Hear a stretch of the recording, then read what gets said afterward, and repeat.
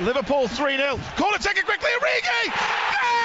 Bonjour à tous, c'est Guillaume de Sport Focus et bienvenue dans une nouvelle analyse. Alors cette semaine c'est le retour de la Champions League et hier on a eu le début des quarts de finale aller. On a eu des matchs plus ou moins bons et intéressants à regarder, mais là on va analyser ces matchs pour savoir ce qui a été, ce qui n'a pas été pour chaque équipe et essayer de comprendre quelles seront les clés pour le match retour. Alors dans cette vidéo je vais analyser un match et il y aura une autre vidéo sur l'autre match de la soirée. Du coup n'hésitez pas à aller voir l'autre analyse sur Instagram ou YouTube. Ne perdons pas plus de temps et allons directement dans le match qui nous intéresse, c'est-à-dire Real Madrid-Liverpool. Alors en général, c'était un match que le Real Madrid a quand même totalement dominé de A à Z. Alors certes, c'était pas un match à sens unique parce que le Real Madrid n'a pas eu tant d'actions que ça, mais quand même Liverpool était inoffensif et Liverpool a vraiment eu qu'une seule occasion, c'était le goal. Et c'est donc logique que le Real Madrid se soit imposé 3-1. Alors le Real Madrid pour moi a vraiment très bien géré ce match, dans un sens où ils n'ont pas enflammé le match parce qu'ils savaient que Liverpool aimait les espaces et que Liverpool aimait aller vite vers l'avant et du coup s'ils enflammaient le match ça aurait pu faire des ping-pong et ça aurait été un avantage pour Liverpool. Mais dans un autre sens ils ont quand même marqué 3 goals, ce qui est quand même très bien pour un match aller chez eux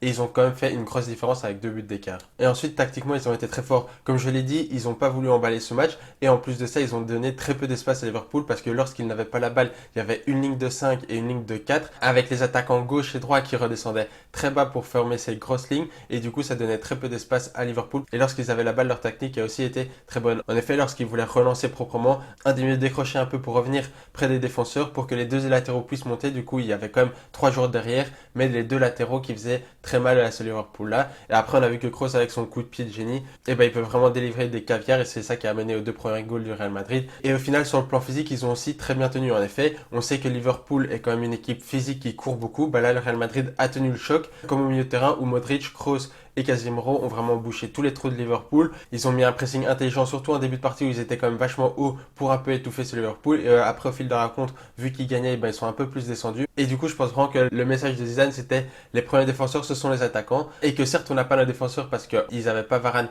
ni Ramos. Mais au final, si la balle n'arrive pas chez les défenseurs, et ben c'est pas grave. Que ce soit Nacho ou Militao, ils ont vraiment eu pas beaucoup de ballons à jouer. Et je trouve qu'on retrouve un peu le Real Madrid il y a quelques années lorsqu'ils ont gagné 3 Ligues des Champions d'affilée. En effet, c'est pas un très beau Real Madrid à jouer, il n'est pas très attrayant et ils n'enflamment pas les matchs et ils essayent pas d'avoir plein d'occasions. Mais ils sont pragmatiques, ils veulent tout d'abord défendre en bloc et ils ont une stratégie exceptionnelle pour vraiment rendre l'adversaire inefficace devant le but lorsqu'ils ont la balle. Et lorsque le Real Madrid récupère cette balle, et ben là ils essayent d'utiliser chaque ballon pour faire mal. C'est encore ce qu'ils ont fait contre Liverpool où au final on n'a pas l'impression qu'ils ont beaucoup d'occasions mais ils mettent quand même 3 goals, ce qui est quand même très bien pour un match aller et ils ont vraiment un avantage décisif pour ce match retour. Et d'autre côté on avait un Liverpool qui était vraiment pas très bon, que ce soit avec ballon ou sans ballon. En effet tactiquement ils étaient pas bons pour moi, surtout en première mi-temps où j'avais l'impression vraiment qu'il y avait la ligne des attaquants qui allait mettre un pressing, puis le reste qui était 15 mètres plus bas et du coup évidemment il y avait beaucoup d'espace entre ces lignes et c'est l'espace que Kroos a utilisé pour lancer ses longs ballons sur Vinicius et au final ça a fait caisse. Et même en deuxième mi-temps, certes, c'était un peu mieux sur le pressing où le bloc était plus compact et plus haut. Et lorsqu'ils avaient la balle, ils savaient pas trop quoi faire. Et franchement, j'ai pas reconnu le Liverpool d'il y a quelques années. Et je pense que cette sous-performance vient du milieu de terrain. En effet, même si en défense c'était pas très bon et les goals sont évitables parce que je pense qu'avec un Van Dijk et un Gomez, eh ben ils ne prennent pas tous les goals qu'ils ont pris. Mais au milieu de terrain, c'était quand même très compliqué, surtout en première mi-temps où j'avais vraiment l'impression que physiquement il n'était pas dedans, ça courait très peu, le pressing était quand même vachement faible avec très peu d'intensité et après le marquage était quand même vachement laxiste où il laissait beaucoup d'espace au milieu de terrain adverse et on a encore vu avec Kroos qui a vraiment distillé ses ballons et qui avait tout le temps pour le faire. Et c'est là où je pense qu'un Henderson manque cruellement parce qu'Henderson individuellement c'est un très bon joueur mais collectivement il donne cette crédibilité aux joueurs, il donne cette envie d'aller arracher ce ballon très haut et il couvre aussi très bien ses milieux de terrain, comme ça les milieux de terrain qui sont un peu plus devant lui peuvent vraiment se sentir libérés parce qu'ils savent qu'Henderson est derrière pour combler les erreurs s'il y en a. Heureusement pour Liverpool, lors du début de la deuxième mi-temps, ils ont eu 5-10 bonnes minutes où ils étaient vraiment plus hauts, ils ont été chercher sur Real Madrid là et ils ont marqué un goal et du coup qui fait que ce match retour sera plus ou moins intéressant mais bon ça va quand même être très compliqué pour Liverpool. Et finalement je vais finir pour Liverpool où il y avait un cruel manque de mouvement sans ballon.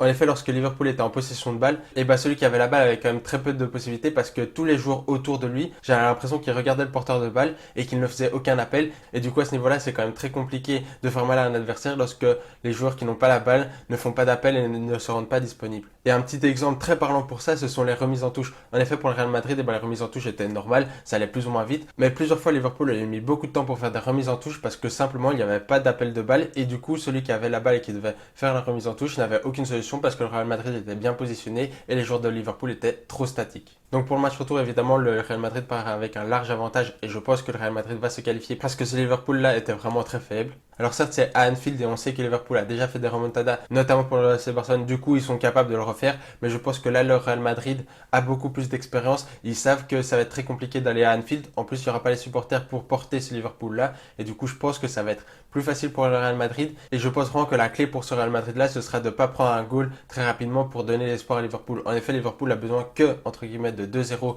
pour être qualifié, ils sont capables d'aller marquer 2 goals, mais je pense aussi que le Real Madrid est capable d'être très pragmatique, de savoir gérer ce match avec un bloc plus ou moins bas mais surtout très concentré et après vite partir en contre-attaque avec Vinicius, Asensio et je pense qu'ils peuvent faire aussi très mal à Liverpool en contre-attaque. Donc voilà, j'espère que tu as aimé cette analyse. N'hésite pas à aller voir l'autre analyse sur YouTube ou Instagram et n'oublie pas de mettre un like et de t'abonner. Si tu veux plus d'actualités sportives, va voir mon compte Instagram Sport Focus et je vous dis à bientôt pour les prochaines analyses.